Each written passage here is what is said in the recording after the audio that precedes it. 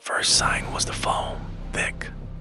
Eight strands dripped from the bull elephant's mouth as he stood alone at the edge of Ashwood. Forest, his herd had already abandoned him. Animals always know. Rabies had taken hold. His eyes were no longer calm or intelligent. They were wide, bloodshot, twitching at shadows that weren't there. When he trumpeted, the sound was broken, strangled, like something tearing inside his throat. Then he attacked. Not in defense, not in warning. He charged a grazing antelope and crushed it without hesitation. Bones snapped under his weight. He didn't leave. He stayed, stomping long after it stopped moving. Trunk lashing violently as if fighting invisible enemies. The forest went silent. Over the next days, he hunted anything that moved. Boars were flung against trees. Deer were gored on tusks that curved like sickles. Even predators fled from the tremor of his approach. He moved with terrifying unpredictability, sudden bursts of speed, violent turns, smashing through trees as if the forest itself offended him.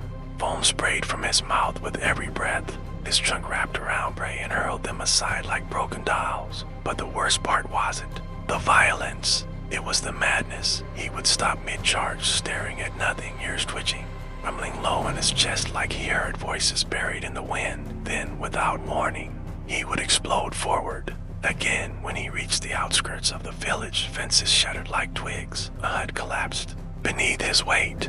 Gunshots rang out, but he barely reacted. Pain no longer mattered to a brain unraveling inside a body that powerful. They cornered him in a dried riverbed. For a moment he stood still, breathing hard, eyes rolling wildly. Then he charged one final time, smashing through metal and men alike before bullets finally slowed him. Even as he fell, he tried to rise again. When he hit the ground, the earth shook. Silence returned to Ashwood, but animals still avoid that riverbed. They say the soil there smells sick.wrong.